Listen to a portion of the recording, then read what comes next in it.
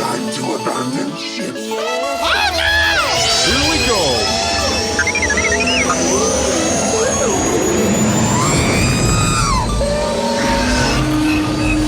Can I persuade you to join us for a drink? It's a tradition. Here. Jar Jar, homie, my main man, quickly. Before the Separatists attack, get into the escape pod. Hey! This is escape, and we're the pod.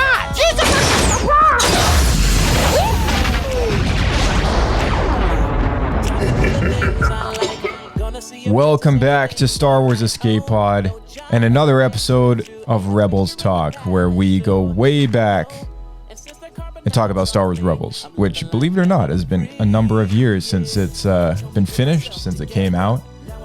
We are currently in Season 2, and as always, check the description in the podcast episode and you will find a list of episodes that we talk about in the present podcast episode, so you know which ones to watch before you listen. Today, we are heading headfirst into Season 2, Episode 13, 14, 15, and 16. This is Rebels Talk Part 9. Let's join our co-host Blake and get into it.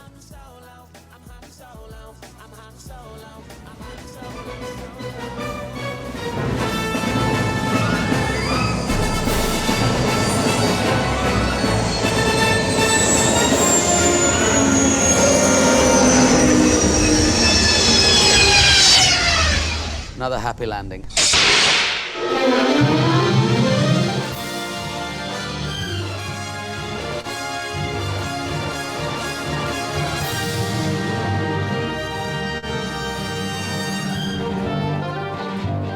Hello there.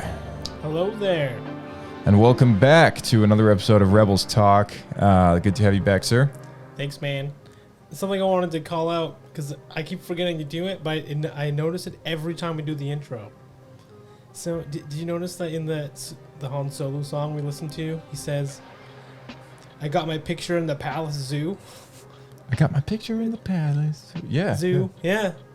All right. I don't know why he's so happy about having his picture in the Palace Zoo. Is that what he says? I looked it up. It's not quite, but it's actually really close. But for me, it'll always be Han Solo having his picture in the Palace Zoo. Nice. What does he actually say? Ain't no fixture in the Palace Zoo. I don't even know what that means. And it doesn't make any sense where it is. So I think they just couldn't think of anything. It doesn't make any sense. No? Yeah, let me read the whole section here. It was... no Jabba to answer to, ain't a fixture in the Palace Zoo. No. And since that carbonite's off me, I'm living life now that I'm free. Yeah. Yeah. Yeah. I heard the non-Star Wars version of this song in a store in That's funny England. because it was a really popular song. It is, yeah. And 20 years ago. Yeah, and I heard it on the radio or on a playlist or something when I walked into some gift shop in Scotland, of all places. You're like, wait a minute, that's that's the podcast song. Yeah, and I was like, all I can think about right now is the Star Wars version of our podcast theme. Yeah, it's like, dang, like this, wow. And then yeah, I told that to Robin, and she just kind of like, just didn't care. Thanks, babe. All right, you do what you do. Season 2, Episode 13, The Protector of Concord Dawn. Written by Henry Gilroy and Tony Hopps. Directed by Brad Rao. Premiered January 27th, 2016 on Disney XD. Guest stars Kevin McKidd and Keon Young. With the Empire tightening its cordon around Lothal, the rebels look for a new smuggling route. Hera and Sabine head out to the world of Concord Dawn to request safe passage from the Protectors, the Mandalorian faction that controls the world. However, the Protectors reveal that they have sided with the Empire and immediately attack. Hera and Sabine escape, but Hera is critically wounded. And it's also worth mentioning a pilot or two die in that battle. Kanan and Sabine return to Concord Dawn, with Kanan still wanting to negotiate with the Protectors and Sabine wanting to get revenge for Hera. They discover the Protectors' leader, Fen Rao, is being bribed by the Empire. Kanan meets with Rao, revealing that Rao had saved his life during the Clone Wars. Meanwhile, Sabine attempts to sabotage the Protector's fighters, but is caught. She reveals to the protectors that she is in fact from House Vizsla and challenges Rao to single combat. Working together, Kanan and Sabine capture Rao, and he agrees to allow the rebels safe passage through Concord Dawn. So this was an interesting episode. Revealed that Clan Ren is in fact under House Vizsla. So we're getting a bit more insight into the Mandalorian way and like how the clans and houses kind of work. Like the clans kind of are umbrellaed by there's multiple clans under a house, and they fight for one house. Exactly. Yeah. So that was kind of interesting to discover. I feel like since the Mandalorian show has been a thing, this has become more important. It's to understand, you know, this sort of aspect and lore. You know what I mean? It's true. We're getting a lot of Mandalorian stuff. Yeah, we are. Yeah. So. Fenn showed up in the Kanan comic book series, which was cool to see him return. But the Kanan comic series was actually done after, I believe, this episode came out. So it was retroactively put into canon in a chronological earlier point in time.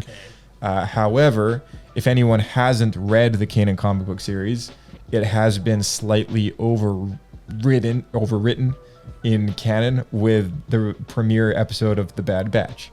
And I say that... all take place at the same time. Yeah, so I say that because chronologically, I don't know when the Kanan comics takes place during Rebels, but at some point in the Star Wars Rebels talk, I mean, I'll have to slot it in somewhere. There's a moment where, I guess now would probably be a good time to bring it up, I guess. There's a moment in the beginning of the Kanan comic book series, which is 2 volumes, and I believe it lasted for like 20 something issues, maybe 30. And it was basically the origin story of like how Caleb Doom, Kanan Jarrus, survived the Purge. And in the series, you see him as a grown-up with the crew of the Ghost, and they're in a pickle. And I believe he either begins to tell the story of how he survived, or he has a mental flashback. But it kind of goes back and forth a little bit between the past and the present, and that's how you discover his story, right? So throughout the course of the series, like you see the moment that Depa Billaba, because he stows on the ship, and then and he meets that pirate guy, you see the moment that Depa Billaba is gunned down, and how she tells him to run. Yeah. And in the Rebels animated series, that is the last. He says to the Inquisitor or Tarkin that, you know, the last words that his master said to him was "run," right? And so that was all consistent. So this comic book series was really designed from what we knew in Star Wars Rebels, right? But then when The Bad Batch came out, Dave Filoni decided to change history a little bit, and the environment, as well as where they are, who they're around, and everything was totally different. So the way that they depicted Kanan and his master's like Order 66 moment was actually on a different planet. The Bad Batch was not involved. They weren't there at all. And there were different characters sort of involved in the story. There was no waterfall that he jumps over on the cliff, right? All that stuff. So I had a bit of an issue with that sort of scenario. And it's the same with the Ahsoka novel and the Tales of the Jedi animated series as well. It's sort of Dave's story giving notes to an author to write a certain story in a book and then overriding it in an animated show that comes out after. So again, it's a gripe that I've got that I'm like why? You know, right. Like why not just leave the continuity the way it is, right? So yeah, it's a good question. That aside, the series is great, and they slotted Fenn Rau in there to show the battle that they always have he an was excuse, in. Though, where it's like, oh, his memory was just a little fuzzy. Yeah, exactly. Yeah, so I don't know. I guess it's like, true from a certain point of view. That's right. Yeah, from a certain point of view. Like, hey, Obi-Wan, did you steal those Bantha burgers from the grocery store? Well, it's only stealing from a certain point of view. What's the other? Well, I was hungry. From their point of view. Next time you commit a crime, just throw that out there. That's from a certain point of view. That'll work. That'll hold up in court. Yeah. The Mandalorians on Concord Dawn are being paid off by the Empire, and I thought that was very well explained as to perhaps it comes in later. The Mandalorian stuff, it all comes up later in the series. But I thought that was a pretty cool sort of hook, I guess, to reintroduce the idea that at the end of the Clone Wars, these people kind of got back to warrior status again, and back to being who they are. Mercenaries, yeah. Yeah, and now what? How do they go about what they do under a galaxy ruled by an empire, right? So it was one of those little perspectives that sort of put into place just kind of what they keep busy with in their spare time. Right. And for the most part, it's the Empire leaves them alone so long as they comply, and they get paid off for it because they know that. Yeah, because they know that they're a fighting force. Like they could be an annoying adversary. So to make life easy, it's like, here's some money. Yeah, keep them happy. Yep. Did you look up the backstory of the Concord Dawn? So Concord Dawn in the Clone Wars was introduced as the moon, I believe, of one of the moons of Mandalore, isn't it? I think it was a planet in the system, and I believe it's also the same planet which Pre-Vizsla and Death Watch and stuff were. Okay, so it's the name of the planet. I thought it was a clan. Or maybe I'm thinking of Concordia. They've got very similar names. Oh, yeah. I think I'm thinking of Concordia. But they've got very similar names. When I looked up Concord Dawn, it said they were members, including the trainers, the Mandalorian trainers who trained the clones. Yep. As well as it was a very prominent group of Mandalorians that kept showing up in the Karen Travis commando novels. Yeah, that's right. Yeah, you're right about that. Yeah. When the name Concord Dawn got dropped, something back in my head was like, I recognize this from something. Right. Like, this is a cool, recanoning, I think. Yep. The planet did show up. It was mentioned in the Second Republic Commando book, 000. Is that Concordia? And the fourth one as well. That was, Concord Dawn. It's a planet from this one. Yeah, so in the EU, it was a planet that was mentioned in the EU. Yeah. It was also mentioned in the Old Republic novels, as well as Jango Fett Open Seasons, which was like an origin Dark Horse comic book series for his character. And a few other stories. Yeah, I saw one was like Boba Fett, like Life of, and the next one was like Boba Fett is dead. Yeah. I gave it out of a chuckle. Yeah, it was. So Concord Dawn, famous as the homeworld of many elite warriors, including the bounty hunter Rako Hardeen, which is also known as the bounty hunter that Obi-Wan assumed his identity when he went undercover to uncover the plot of the kidnapping of the Chancellor back in the season 4 of the Clone Wars. He was from Concord Dawn. Yeah, Rako Hardeen. Yeah, so technically, I guess that makes him Mandalorian. Yeah, exactly. I was wondering that too when I saw that. Yeah, and that's part of the reason why they gave Rako Hardeen a prototype. Well, he was a Empire Strikes Back Boba Fett prototype helmet. So the helmet that they had originally designed for the character, they used one of those offshoot designs that they ended up not using for Rako's. Yeah, it was helmet. like the original Ralph McQuarrie design or something. Yeah. So I thought that was pretty neat, and so Concord Dawn, everybody. That's all I got. I mean, Pablo Points of Poodoos. I don't know. Do you have anything else, or? It's another one of those episodes where it's cool. They add some new recanonization of stuff. We've seen a few of that. I mean, this last podcast episode, we were just talking about it with the Benedictor class Star Destroyer. Yeah.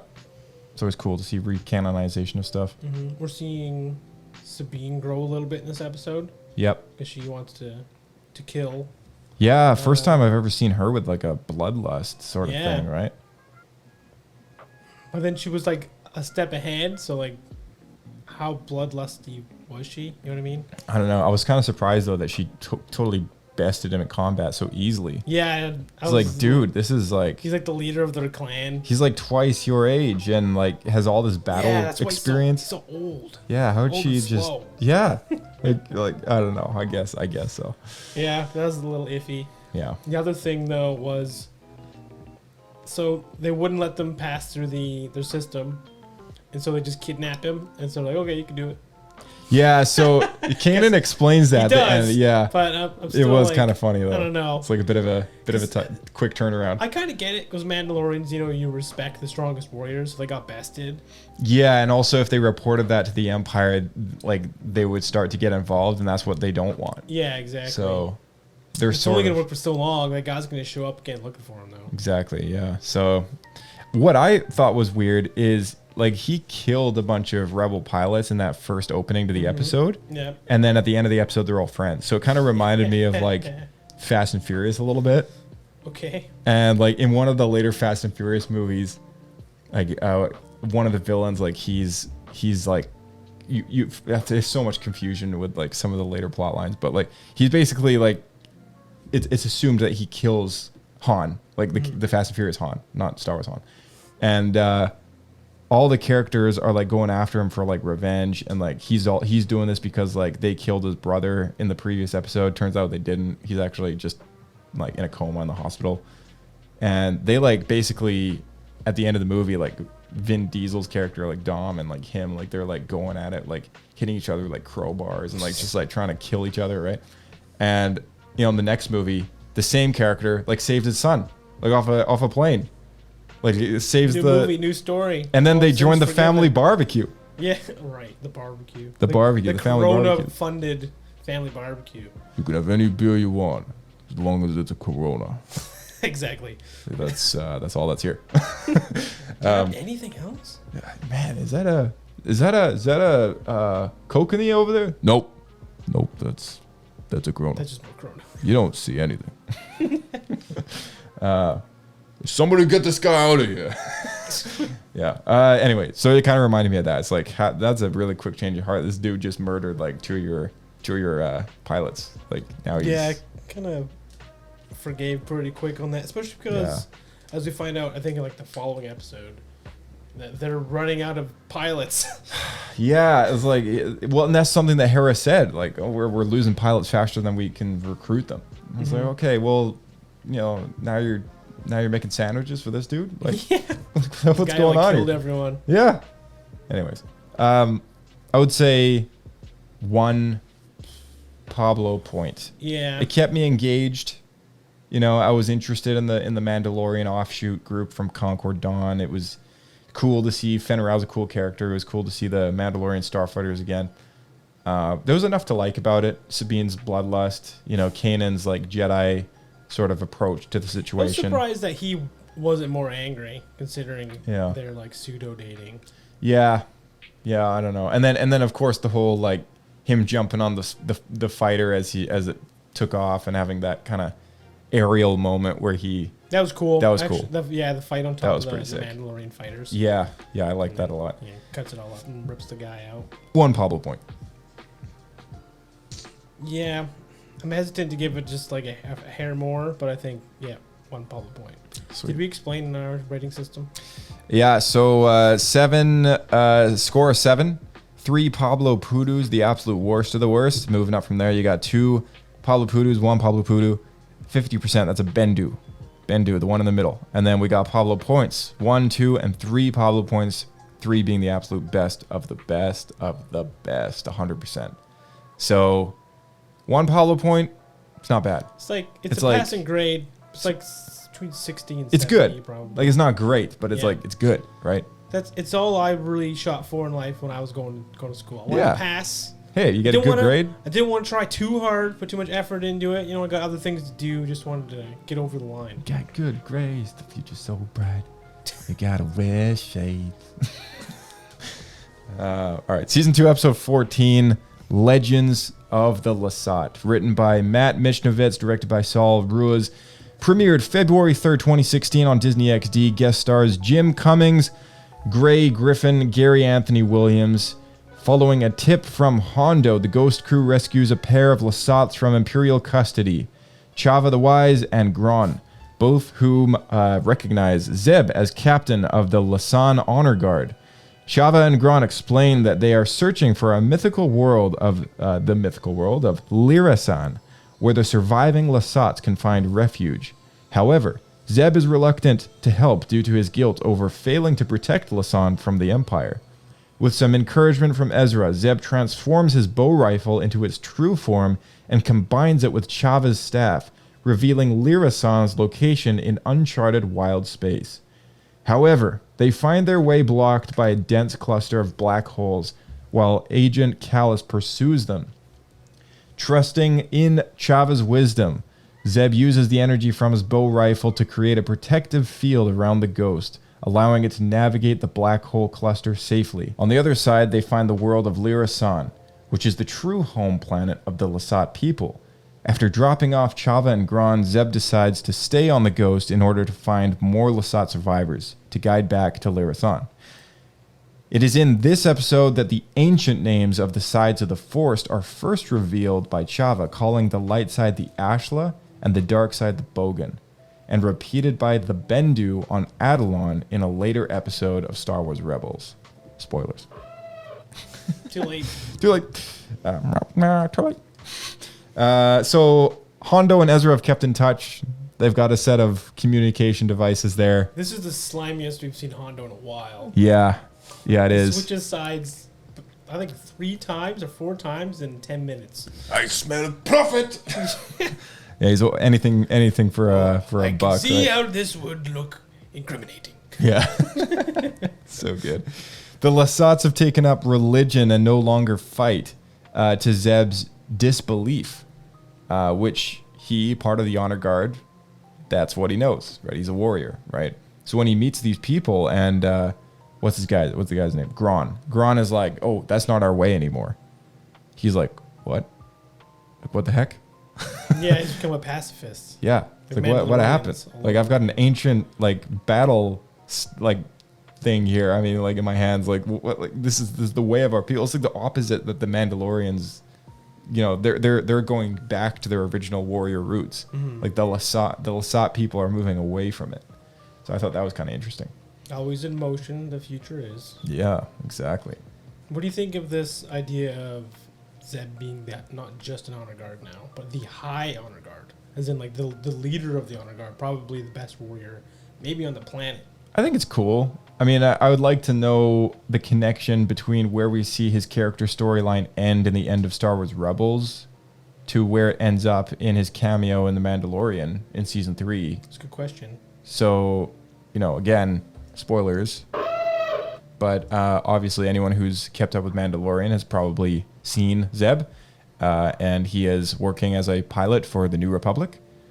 And I would love to know just kind of where they bring his character from where we know him to be at the end of Rebels Season 4 to that moment where he's working with the New Republic. Because the last that I remember, he was actually going, again, spoilers, he was going back to this place. Okay. To his homeworld. Yeah. That they- Lyrasan. Yeah. Yeah. So- It makes it really kind of awkward, I think. Yeah. Because Zeb always feels like a bit of a background character. Yeah. He's a good character, though. He's a good supporting character. He's a good supporting character. Yeah. But with that backstory, he seems like he should be really important. Yeah. And Yeah. when we just see him being what amounts to like a regular soldier most of the time. So, like, this is the episode that I think we talked about in a Rebels Talk part episode when we were doing season 1 at some point. But it was hinted that he's, like, a warrior, right? And, like, this is kind of the reveal of those details. So it was really about him for most of this episode. What I didn't like about this episode was the fact that I've never liked these kind of episodes where they have, like, 20-minute prophecy sort of plot lines. Right.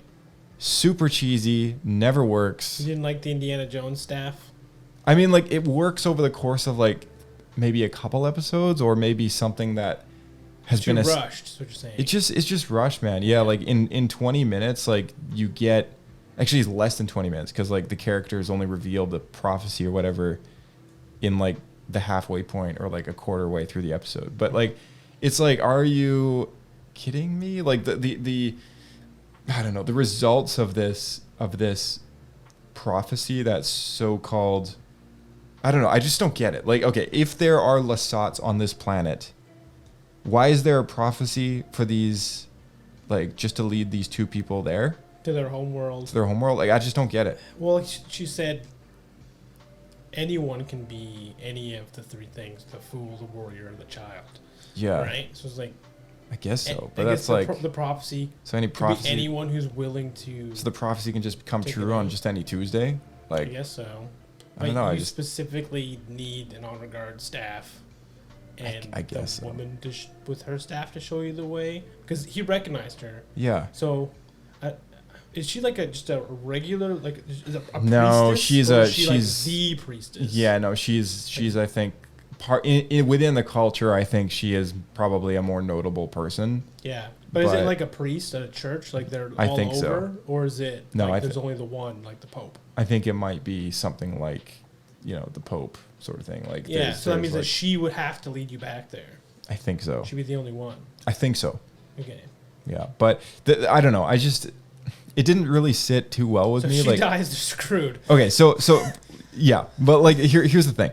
In Clone Wars, there was also another really bad episode, kind of like this one, and there were some things that I liked about this one, just so you know. But like the whole prophecy in 20 minutes thing, like there was another episode in Clone Wars that was like this, and I just hated it.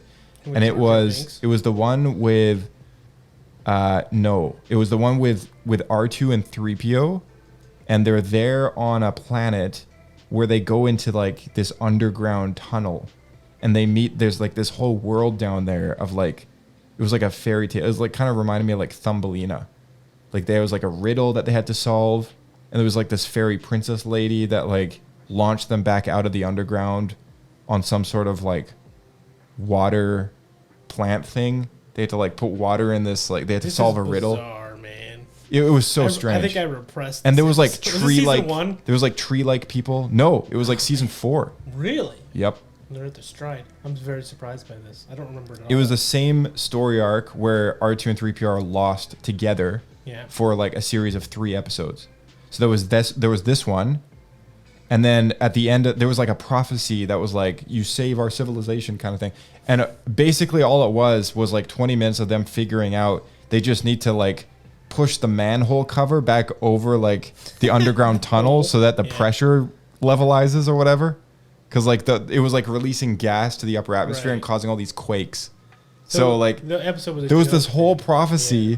for like, and it was like, are you kidding me? Like just to like do that? Like, The city eh, worker like, could have been the chosen one. yeah, I was like, man, like I mean, like all these prophecies and stuff like this. Like I'm down for a good prophecy. Like, and I know the Master and Apprentice book with Qui-Gon and Obi-Wan really gets into like there's more than just one chosen one prophecy out there. It's like there's one chosen one prophecy, but there's other prophecies that have to do with other things. Sure. Things that are foretold that will supposed to come to be. But it's just like getting an episode like this and like having it take place in 20 minutes and just like the cheesiness just kind of emanates off of it. Like, And then tying It's it just to, bad. to the Ashla and the Bogan. yeah. And I was like, I liked the terminology they used for like the Force. I liked the idea that there's like yet another like Force religion out there, because we know that that's like a thing.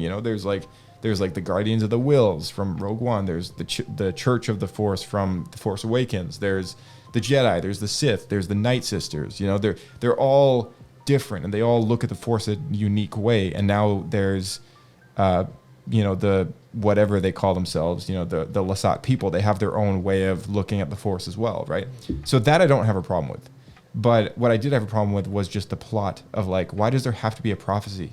Like, why can't you just tell the same story without the need for this event being foretold for the last hundreds of years, right? Maybe it's not that it's actually a prophecy, because this woman, maybe she just travels around and finds lost Lasats, and because of their heritage, they're likely to go along with it because of that. Maybe, And but she's like, just trying to help them get home. can you imagine like the next week, they find her on Coruscant, meeting another Lasan, like, "You are the child that will return us to our planet." That'd be so funny. That'd be a really good touch. Yeah.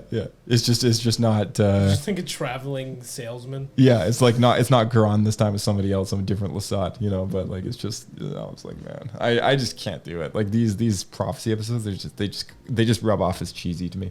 That's fair. Yeah. Yeah, and it's funny because you didn't mind the Indiana Jones staff part. Like, I don't mind that part as much. That part was fine. But to me, the lightning staff activating That was weird. with the staff, the other lady's staff, to electrify the entire ship so it doesn't get torn apart by the maelstroms. That was strange. I think. How does that work? Okay, so I've Would kind it of work if it was a different ship? Like, the way that I look at that is because the bow staff transforms into something that the ancients used, right? And the Sure. ancients were probably more heavily connected to the Force than the present moment people of the sun, right? So the way that I looked at it was there was some serious mystic stuff going on with Zeb's staff, which is also an ancient weapon, and the ghost, right? Like the Force is clearly involved in this moment. But the way that it interacts with his bow staff is something we've never seen before. It's not something we've ever seen with even a lightsaber. Like, we know that a kyber crystal is a crystal that kind of communes and emanates with the Force, right? But this bow staff is like sort of the equivalent to that, except it actually has like a physical effect, like when it's doing its thing. And I thought, okay, how often do they use that function? Because good question. I don't really know. Like, do they all drive their ships around like that? Like, Just electrified. all right, we need Like to a get to lightning Coruscant, or we need to get to Jeddah or whatever. And it's like, all right, well, I guess we'll see when we get there. And they do that thing, and then they all black out, and then they wake up and they're there. They're just there. Like, yeah, they're just there. It's like, Someone ooh, forgets to turn off the ship and just get fried. what happened? Yeah. Yeah. Anyways, It's a good question. interesting stuff. If that's their homeworld, then they all must have taken that to get out. That's like their original native homeworld, yeah. So Yeah. like they migrated across the galaxy, somehow made it through this maelstrom into the known space, right? I want to get into that too, actually. Yeah, because we know that the Chiss Ascendancy, like Thrawn's people, they're also from outside of the known space. They're also from the unknown regions. Yeah. And it's very difficult to get there. It's very difficult to navigate and find your way Because there, it's not right? charted well. Exactly, yeah. So See, that part, I don't have an issue. that was cool.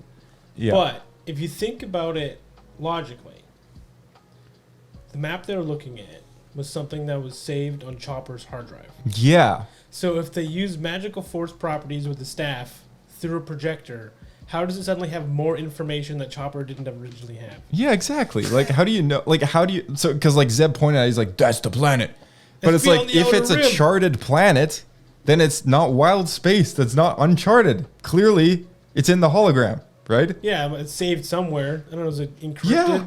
I don't know. Like, I don't know. I was a little confused, and that's the whole thing with like the prophecy element removed from this episode would have been so much better because it would have like cleared all that up, and it's like, oh, this is a planet that people know about and not necessarily prophesized or need some rando to like guess it, using like a magic staff and like a, bunch of electricity or whatever. Like, I don't know. I just like, for me, this episode just did not hit very well. Right. That being said, the music in this episode is fantastic. There was a really well done score for when they go into the maelstrom and when they, Oh, yeah, that was cool. that was great. And artistically around the maelstrom and the music. It was awesome. It was Yeah. all awesome. I love Yeah. all of that. Some really nice effects going on too. The by the way. idea of like it being whatever protected lightning to get through, I think is cool. Yeah. How they do it, I find annoying. Yeah, exactly. I think like the execution could have been better for the Yeah. result that they wanted, right? Exactly. The introduction of Lyrasan, that's where the Lasats now once again thrive outside of known space, which explains their absence from the films. Whether we see it in live action again, who knows? Did Zeb ever go down to the planet, or he just dropped them off?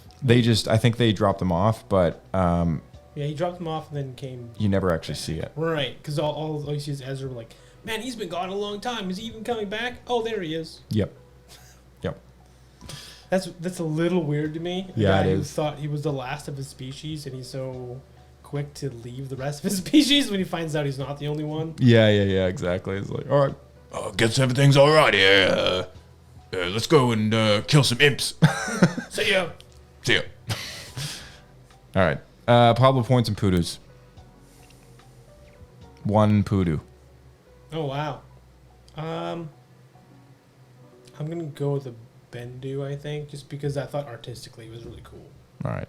Sounds good. Season 2, episode 15, The Call, written by Bill Wolkoff, directed by Mel Zwyer, premiered February 10th, 2016 on Disney XD. Guest stars Fred Tatasquire. The Ghost crew is on a mission to capture a fuel shipment from the mining guild to the Empire in order to restock the rebels' fleet's own dwindling supplies. While traveling to the guild's asteroid refinery, the Ghost encounters a flock of Purgle, space-traveling creatures whom Hera considers dangerous. However, Ezra establishes contact with them through the Force and learns that his crew and the Purgle actually pursue the same basic goal, if for slightly different priorities. Upon reaching the Mining Guild base, the crew finds the Mining Guild attempting to exterminate the Purgle. Kanan decides to raid the base, steal the shipment, while igniting the rest of the fuel to create a diversion. However, Ezra stops him when he realizes that the Purgle also need the fuel. When it appears as if the Mining Guild forces will overwhelm the crew, the Purgle arrive and attack the Mining Guild, giving the crew the time that they need to escape with the fuel. As the Ghost flies away, the crew witnesses the Purgle going into hyperspace, confirming the rumors that they are a migratory species capable of faster than light travel without technology. So, what did you think of this one? It made me go, oh yeah, Purgles. Purgles. And then I immediately thought, is this what Anakin was talking about when he said, "Are you an angel?" I hear deep space pilots talk about them. No, but that did come up in a Clone Wars episode. They went to that moon, to the moon of Viego, and there was an alien creature that showed up in that episode where their people were like being killed off and stuff. She was like maybe one of the last ones, and she was like in a cloak, and she was like glowing skin, and she had big wings. So like that was, and he was there when he met that character, like him and Obi-Wan and that kid named Jabo.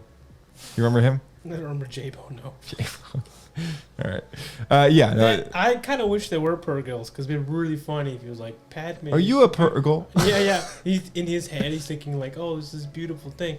And then, Yeah. lo and behold, there's just like a big whale. Yeah.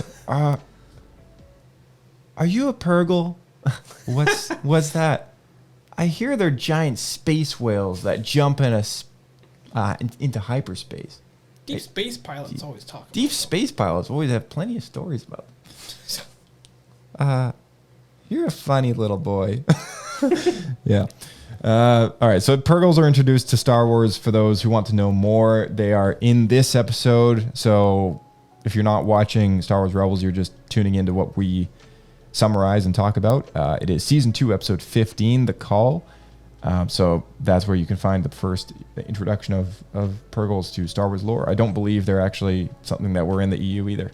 No, I was going to just talk about that. Yeah. Like if you knew any more about that. No, I think don't. they were introduced specifically in this episode. They were, I believe. Yeah, I think this is like their first Because the Star Wars. The old appearance. canon was what's their race? Cad Bane's race. Oh. Nemoidian. Offshoot of Nemoidian. Nemoidians are offshoots of them. Yeah. I know what you're talking about. I'm blanking. Duros. Yeah. Thanks. So Duros they're known as space engineers because they created the first hyperspace drives In the EU. Yeah, I don't know if that's still canon or not, because Probably not. originally they just invented it, Yeah. but now the canon is It was invented pseudo-canon based was on copied biological yeah properties, exactly. right? Yeah. What's interesting about Purgle and why we care is in season 3 of Mandalorian. One of them is a shadow in the hyperspace tunnel that Grogu and Din Djarin travel through between 2 planets. You remember that? There's a Purgle there? Yeah, there's like a shadow of a Purgle in a hyperspace tunnel, and Grogu sees it. Oh, yeah, I remember that. Yeah, that was the end So- in this last season. Yeah. Yeah. So in the new trailer for Ahsoka, for those who follow the Twitter feed, may have noticed that I threw out a little question to Twitter, question to the room, and I said, "Is that a Purgle?" Because in the latest Ahsoka trailer, there is something that very, very suspiciously looks like a Purgle, and in another following up shot, there's a bunch of tentacles. So if I were to put the pieces together, I would say there's definitely a high chance that we're going to see some Purgle in Ahsoka, and what they have to do with that particular plot line is a lot to do with the connection that Ezra builds with the Purgles in this episode, and his relationship with the Purgles as time goes by through the show, and other creatures as well. But Purgles have a lot to do with, let's just say, how he disappeared in the first place. Season 4. Season 4. That's right. Purgle. Also health. Spoilers. Sort of. Thrawn vanishes as well. Yeah. So, yeah, definitely a big deal, Purgle. And you can watch more of them in this episode. I was surprised how much Hera hates them. Yeah, because I guess they've killed numerous pilot friends of hers. I think that you run into them in hyperspace. Yeah. Because They get into accidents. Yeah, they just smash into your ship or whatever. Yeah, exactly. Can you imagine saying that? Like, oh, yeah, what happened to him? Well, he was Space like whales? hit by a giant space whale.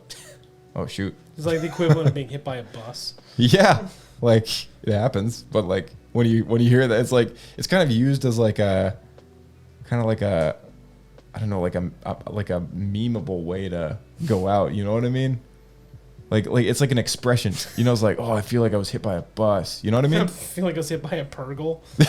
Yeah. Well, that's what I'm saying. That's what Is I'm that getting. what I we're was going like, to use in the podcast? in the from now on? future, I think if I'm tired, that's what I'm gonna say. I'm like instead Yeah. of using the phrase, oh, I feel like I was hit by a bus, I'll say I feel like I was hit by a Purgle. All right. The Mining Guild TIE Fighters, they were equipped with basic shielding to protect the investment in the equipment and the training of the pilots. Makes sense. The Mining Guild also retrofitted the starfighters with specialized sensors to detect and analyze valuable resources. They have a missing front couple of the solar panels on the wings Yep. for better visibility when they're doing the mining jobs. Oh, that's why. That makes sense. It also makes them less agile and less maneuverable in combat. So they look different. They're painted up yellow, and they're really, really cool. And I forget whether or not there's a Lego set for it. I vaguely think that exists. Yeah, who knows? It could. Might have been a fan thing I saw. And I might also be thinking of the same thing, but I might also be misremembering it for one of those weird First Order TIE fighters with the triangular wings. That was red, though. Black and red. It is red, yeah. Was it yellow? So I don't know. Can't remember. Hera doesn't like Purgle. Yeah, we already talked about that. Fuel thieves. I loved how the Mining Guild boss guy, who's like at the base, like he's like he calls them out. He's like, "Oi, fuel thieves!" It's like I don't know. For some reason, I just thought that was funny. Fuel thieves, like not just thieves. Yeah. Fuel thieves. Why not fuel snatchers? Fuel snatchers. Fuel snatchers. No, it doesn't have the same ring. Petrol snatchers. Petrol snatchers. Now that hits. That hits the right spot. There we go. I think actually, if you watch it in England, that's what they're called. There's actually a dub there. Petrol snatchers. That's right. And then, you know what they call the guys that are in the TIE fighters wandering around checking stuff? Patrols. Petrol patrols. Nice. Yeah. So where are you going with that? Ezra's connection to the Purgle, creatures in general, played up a lot in this episode. And the eyes of the Purgle, when he looks into them, they look like a hyperspace tunnel. That was cool, right? After they've consumed the fuel. Yeah. That was really cool. So I think the fuel that they get is specifically used for Yeah, it is. hyperdrives. It is. And so these whales then... They have to consume the fuel in order to make jumps. Exactly. Yep. Yeah, I thought that was cool. Yeah. I will say that Hera's decision to fly there with exactly enough fuel was a very stupid decision. Yeah. She's not been great as a pilot recently, being bested by what's it? Mandalorians. Yeah. Fan Rao. Fan Rao, yeah. Bested by Fan Rao in aerial combat, and then now hitting space whales, and yeah, it's not looking good. Why don't you just go with them instead of driving into them? No! I thought that was so dumb, man. Like, it's like you get the kid to actually like tell you like the obvious Solution. like, yeah, it's like, really. Anyways, Ezra riding a Purgle is not necessarily as epic as Boba Fett on the back of a Rancor, but it was still cool, I guess. Sure. And do I want to see it again? It's kind of like Free Willy. Someone rode Free Willy? Yeah, it doesn't. Yeah, the kid, like. I don't know. I haven't seen it. Yeah, I think so. You ever watch Free Willy? It's a 90s movie. Dude, I think, like, okay, I believe I've seen it once when I was like 4. Yeah. Maybe he 5. Definitely rides Free Willy. He holds onto the dorsal fin. They go for a swim. Oh, man, I can't remember that. Yeah. Ezra riding a Purgle. The hyperspace ending, that was cool. You know, they used the tentacles to jump. After they consume the gas, they're able to launch themselves into hyperspace. So that was kind of interesting. Pablo points or poodoos. This is a weird one because it feels like it should be a filler, but because we know what happens later, it's actually really important. Yeah, So, it is a weird one. I'm going to give it a Bendu because of that. yeah, I think the same thing. I think normally, if I didn't know that ahead of time, I'd probably give it like at least one poodoo. But because when this episode came out, I hated the Purgle. I thought they were so stupid. The space whale, yeah. Yeah. I mean, the problem is the things that make them seem extra stupid makes you question all the monsters that somehow survive in space. Yeah. So, although still one of the coolest, like most badass ones I've ever seen is the one in Solo, that the big giant tentacle octopus thing. what's it called? Electric. Le Mans or something like that. I don't know. Lando calls it A something. Lamont. I thought he called it Le Mans or something like that. I don't know. Sounds like Maybe I'm Pokemon. maybe I'm botching the name, but it just sounded like Lemon. Le Mans. Yeah.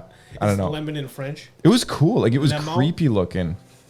And then there's also those Big giant. eye. Yeah. Yeah. Cool. Yeah. And then there was also, I mean, we know that there's space creatures, of course, because like those giant worms in Yeah. Empire Strikes That's Back. the thing. It was all back to the original trilogy. Yeah. So it's not weird that there's like Maybe it's space animals, but Is it just weird that they could use hyperspace?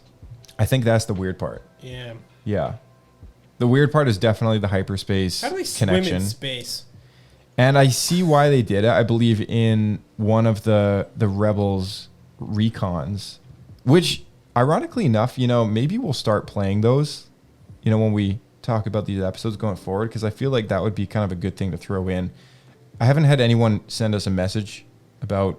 No one You know, remembers them. I forgot that they Yeah, existed. yeah. No, we should probably we should do that. Yeah, Again, if you guys want to contact us and let us know your feedback on Rebels Talk, any requests that you might have, whatever, you know how to get in touch with us. It's down in the description below. So, yeah, Bendu for me. Yep, agreed. Season 2, Episode 16, Homecoming, directed by Bosco Ing, written by Stephen Melching, guest stars Fred Tatasquire, and premiered February 17th, 2016 on Disney XD. In order to provide a safe shelter for their fighters, the rebels plan to capture an Imperial carrier currently stationed above Ryloth, Hera's home planet. In order to pull the mission off, the Ghost crew contacts Hera's father, the famed Twi'lek resistance fighter, Cham Syndulla. However, Cham desires to destroy the carrier as a demonstration of power and only grudgingly agrees to capture it. Hera later tells Ezra that she and her father are not on the best of terms, as Hera believes Cham is obsessed with the Twi'lek resistance, while Cham believes Hera's faith in the rebellion is misguided. Piloting the captured TIE bomber, Hera successfully infiltrates the crew and Cham's team into the carrier, but Cham's team betrays them and moves to destroy the carrier. Ezra uses the Jedi mind trick on the captain to have the crew abandon ship, while Zeb and Sabine subdue Cham's men. Hera convinces Cham to help her, and they destroy the pursuing Imperial cruiser, achieving the demonstration that Cham wanted.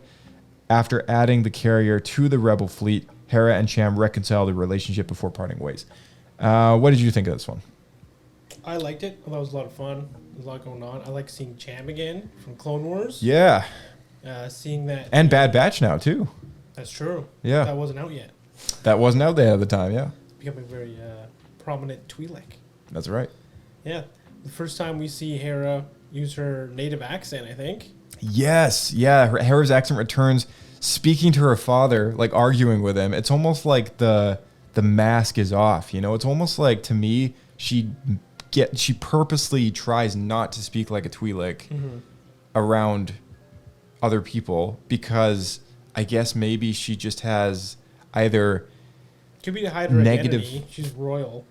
Yeah, maybe that. And also though well, that's the thing though. Is she royalty? Like I think so, because isn't Cham like he's just an important freedom fighter. I don't know if he's like royal. Oh, is he not? Oh, okay. I thought he was like the leader. No, but what's interesting though is that she purposely kind of does it as a way of disconnecting herself from her past. Yeah. And also her sort of toxic relationship with her father, I think. But it might also just be an identity thing, because like she has always wanted to like escape Ryloth and leave and like fly, right, and get out of there, like Luke, you know, born and raised on a dust ball, and like he just wants to get out of there and leave, right? And same with Anakin. Someday I'm gonna become a pilot and fly away from this place. Yeah, what did you think about it? About her accent, about the connection there? Yeah, I think you're onto something there. I do think that she's definitely trying to hide part of that, for sure. It's interesting because I know people who, like, they were born in the UK, and because they left at a young age, but they still grew up in a household that had the accent, they turn it on and off, and it's really weird. So, because I've been around them where they're with their family and they have an English accent, and then when they're around their friends, they have like a local accent. Yeah. And they just switch back and forth. Even just like make a phone call for like a reservation at a restaurant, and it's just like no accent at all. Yeah, I guess it's a way of adapting, a way of kind of fitting in, right, into certain environments, and don't want to call attention to it. Yeah, exactly. I've like my mom. She was also English accent as a kid and came to Canada and grew up and very much intentionally tried to lose her accent. She didn't want it. She wanted to fit in as much as possible. Didn't want the accent, right? People can still tell. But yeah, it's just one of those things, I guess. Like, you know, there's some kind of grain of reality there. And I really liked it. I was like, that's really, really cool. And I guess it also could have been the kind of thing that was sort of established, I guess, when the character was created. Perhaps they didn't want her character to constantly have the French Syndulla Twi'lek accent. Yeah. Right? Do you think it's also tied to a lot of the slave dancing culture? Maybe, but like, yeah, that's also another thing, right? Because like, I think she very much tries to be a very strong, independent Twi'lek woman who clearly has some skills to demonstrate. Yeah, she wants to be known as a pilot. Yeah, and I think it's part of like the accent to her might represent something that she doesn't want to be associated with. Yeah, I can see that. Yeah. That's also part of the reason why anytime we see her, she's in like, you know, baggy overalls and like engineering looking sort of pilot looking costume, right? Like most Twi'leks that we've seen in the films and even in the animated series have relatively worn quite skin fitting clothing. Yeah, they usually end up being paid dancers. Yeah, that too. Yeah. Really, I think for the women, we've only seen dancers and then a Jedi. Yeah. Even in Clone Wars, I feel like we've seen like Twi'leks numerously like wearing like jumpsuits and stuff. Like not necessarily always like Jabba, the hot level scandalous stuff, but still at least like not super baggy clothing. Like Hera is clearly trying to distance herself from what she's come from. I think so too. Yeah. Notable character returning to this episode is Numa and Gobi. Numa and Gobi, as sidekicks to Cham, who is leading the bunch. Numa was a small girl in the Clone Wars who was rescued by clone troopers Waxer and Boyle in the Ryloth arc. She was that's the same Twi'lek? That's the same Twi'lek. Oh, see, I didn't know that. Yeah. The one with the stuffy that was trying to find her mom. Yeah. Because for a long time, we always speculated that was Hera. Well, Hera comes into the bad batch. Well, no, I mean, her name is Numa in the Clone Wars, but like, I think I think there was probably a fair few of us that were like, oh, is that the same character? And then maybe rewatch that episode and like, oh no, her name's Numa. But it was cool to see her come back, and it was cool to see Gobi return, because in the Clone Wars, Gobi is like Cham's right hand man, right? So he's still alive. He's in the Bad Batch as well. And first time Cham was revealed to as Hera's father, although I believe we always knew her last name. Syndulla, yeah. Yeah. So, like, we always knew there was a connection there, but this is the first time that they finally kind of brought that in. They clearly have different ways of being a rebel. And Kanan meeting Cham for the first time was super funny. Like, he gets stressed out and gets all like meeting the dad for the first time. Yeah, that reminded me like, oh right, they're supposed to be dating. Yeah. It's easy to forget that in the show. That's the thing, because I think because it's on Disney XD, there's really not a lot of romance. They drop the romance a lot, yeah. And so it feels more like they're just like work friends. Yeah, and that's part of the thing, right? Like when we talked about this in the Rebels Talk Part 1 when we were talking about A New Dawn, like the Rebels, the prelude novel, which kind of tells the story of Kanan and Hera before the crew of the Ghost comes together. And I know one thing that you and I are both not very fond of is the continuity of that relationship going from the book to the show, as well as the character of Kanan Jarrus from the book to the show. It's a maturity thing. It's like a difference in target audience. And yet the character of Anakin in Clone Wars versus the films is, even though he's voiced differently, the character doesn't change that much, right? And I think it comes down to a maturity of audience, like who the show's made for. Yeah. I think that's exactly what it is. It's weird though how like in the first season there almost felt like there was more romance between Ezra and Sabine. Yeah. So, I don't know. Right. I'm trying to think compared to Resistance, because that's even a younger audience. There's like no romance in that. There's a little bit. The main guy, he's interested in the Kaz is interested in the girl whose father runs the platform. Right. Yeah, I guess he gets a little flustered at times, but no, there's nothing serious that goes on there though. I don't think from what I remember, if it goes anywhere. I don't think so. No, I don't think so. What did you think of this one? Pablo points or poodoos? I liked it. I think there's a little bit more to talk about before we get into it, though. I think I want to talk about the ship that they steal. Oh, the giant cruiser. Yeah, because that's another EU ship that they brought back. Right, the big tie carrier. Yeah, ship. We never see that anywhere else. We never see it again. Yeah, but that ship I remember it specifically from the old Nintendo 64 game called Star Wars. What's it called? Rogue Squadron, I think. So it's called a Quasar Fire class cruiser, and in Star Wars Legends, it showed up in number of stories here. There's been a lot of stuff. Yeah. It's been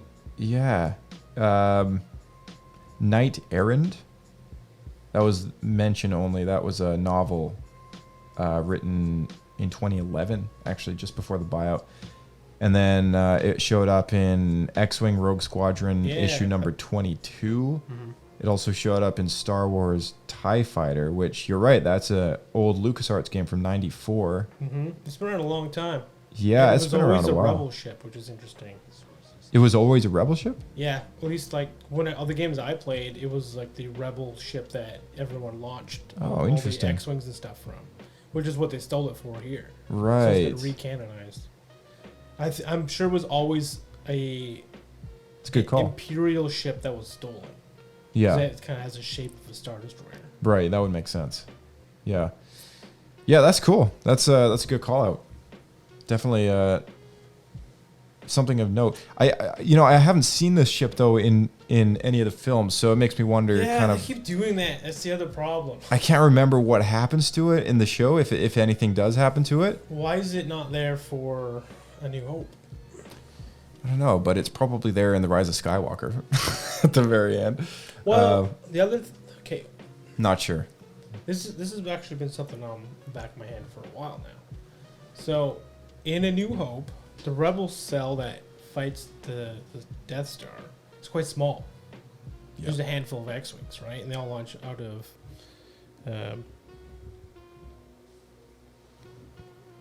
what's that planet? Yavin. You're right. Yeah.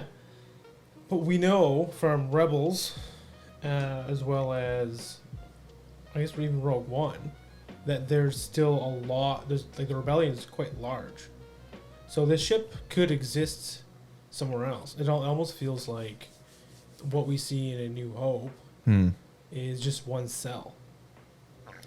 Yeah, It's supposed to be already combined. it does feel small, weirdly.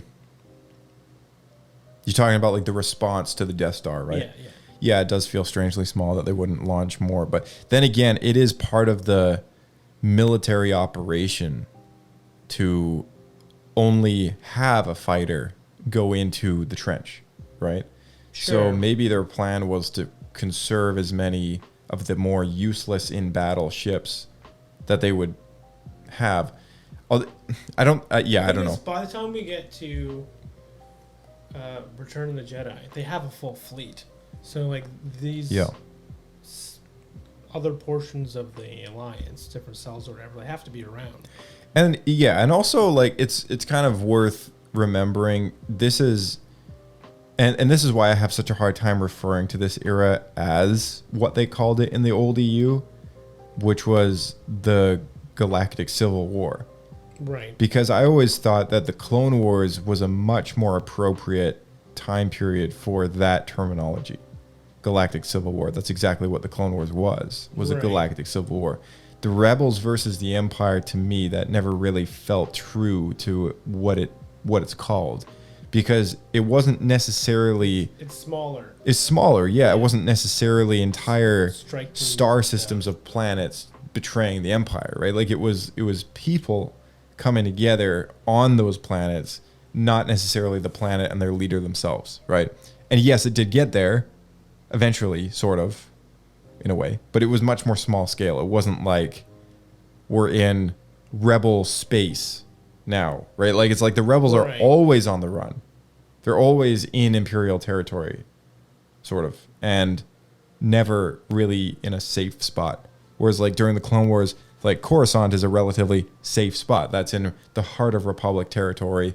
There's no way. That's why the Battle of Coruscant is such a big deal, because like the Separatists have to come in, break through those Republic lines, guarding their territory, their space. That's Civil War, where there's like a border. You know what I mean? Yep, I see what you're saying.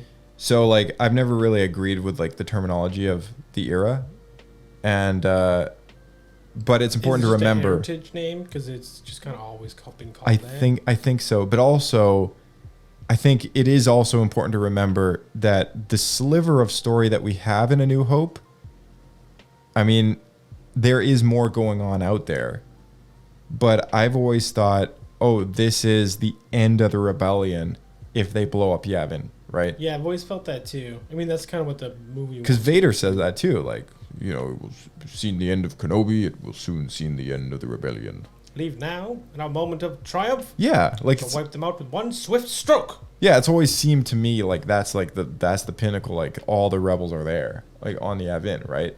So I don't know, throwing massive fleet ships now in the mix, and prior to and I know that the Battle of Scarif, like they had a lot of losses, but at the same time, it's just like there must be like something left. Like where did they hide those ships, right? We know the Mon Cals have been involved for most of it as well, and that didn't show up till Jedi. That was so between episode 5 and 6, the Mon Cals get involved with the rebellion a lot more, and that's where most of their fleet is built from in episode 6. But Yeah, it is an interesting question, right? Like, I would love a sideline story to A New Hope, which sort of like tells the story of maybe other rebels that just like weren't on Yavin. They were like, oh shoot, let's go, boys. Like, let's run.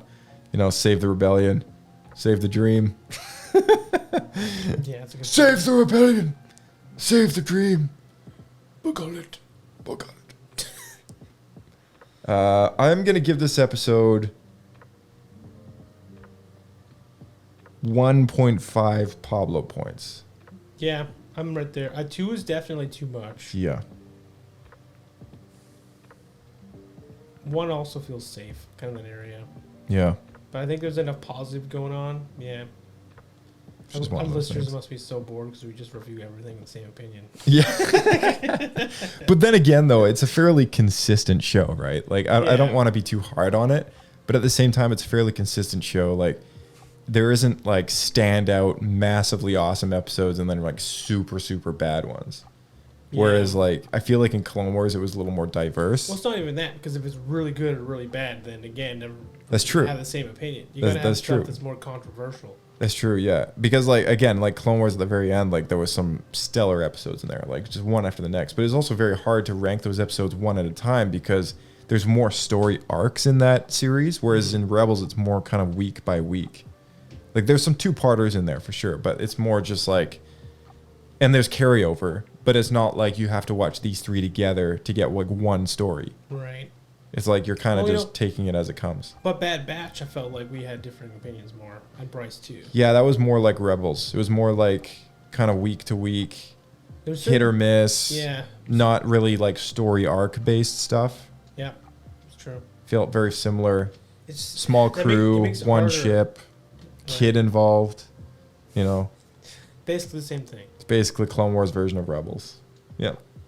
Did I blow everyone's And mind? you could argue that Clone Wars was also the same. It's just was Anakin and Ahsoka. Yeah, but it they was had also side like stories, there I were guess. entire story arcs that were like bounty hunters and like Night Sisters Sure. and like separatist stories and like Sith and like Yoda and like you got some really awesome stuff, right? So you think where they went wrong is Disney said make it more like the original trilogy, which Yeah. is like 3 or 4 characters. 100%.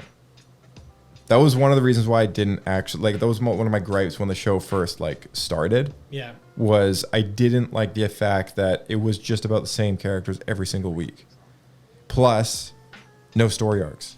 And I was like, that's how you tell a good story is when you have like 3 episodes, 4 episodes in a row. Mm-hmm. Like the Umbara arc in Clone Wars, that's like 4 episodes. It's really good. And it's probably the so best good. part It's of the good. whole series. Yeah, because it's so in depth, right? Like And it's just about the clones. because you have the screen time to not you don't need to shove so much story information in 22 minutes, and that's a challenge, right? Oh, yeah. So to be able to have the luxury to split it up over 4 episodes and to really kind of slowly integrate the audience into what's going on, like that sort of helps. I think the narrative, the pacing, and it's They more just what haven't we're gone back used to. that. No, they haven't. And it's more what we're used to. When we watch a movie, that's what happens, right? Like it's like 2.5 hours. I mean, short, kind of less intense movies are an hour and a half. But like all the good ones, I mean, if you watch really like crazy good blockbuster movies, Avatar 2, Avengers Endgame, like movies like that, they're Lord like of the Rings extended edition. Lord of the Rings. Yeah, we're talking 3-4 hour movies, right? They don't have to be like that to be good, though. They don't have to be, but in my opinion, On like average, they're like 2. Like they're usually, Pitch like- Black's great, and that's 2 hours. yeah, I mean, there's good movies that are less than 2.5 hours, but I mean, like all of Especially older those stuff. big, huge, like the best kind of stories, they have the time to develop, right? Sure. And I think that's the biggest criticism that people give, like movies that are made or translated from a book, because it's such a good story that they can't fit in 2 hours. I want to see them do all the Harry Potter books in one movie. What? That's the point. Why would you want to see that? It'd be like super rushed, right? Man, it would feel like some sort of It'd be like a montage. yeah, like a montage of shots, like Stuff just gets faster and faster because it's like trying to condense it down. yeah, just like Small go amount from of like time. you're a wizard, Harry, to like Harry Potter must not go to Hogwarts this year, to Harry Potter the boy who lived. You know, yeah, it just flashed through the whole thing. Oh my gosh! Harry, look out for your uncle while you're in the Tri-Wizard Cup. Oh man! All right, well, I mean that's all we got for today. Giveaway, real quick. Do you wanna quickly talk about the giveaway? Sure. So, Orbit Key sent us some sweet swag, and it could be yours. So, we got a raffle going on. So there'll be some stuff in the description. Check it out. Sign up. There's gonna be different options for a different keyring organizer. Josh and I have been The both, retro series. Yeah, Josh and I both been using them for, I think almost 2 years now. Yeah, about a maybe? year. About a year. Yeah. Time means nothing to me anymore. Yeah. And they've actually been quite handy. It's something that just keeps all your keys together. Star Wars themed. You don't have to worry about scratching your phone screens anymore. You Yeah. don't have to worry about the jangle in your pocket. It comes with a multi-tool optional, so you can open your beers if you're of legal drinking age. I don't know if they sell Cokes anymore with bottle caps. Probably find that too. Multi-tool sold separately. Yeah, it's great. It's like a Swiss Army knife for your keys. It's awesome. So hit the link in the description. Throw your name in the giveaway. Thank you, sir, for that. And we'll see you in the next episode of Star Wars Escape Pod. Got my picture in the Palace Zoo. Smooth. See you out there. Keep flying.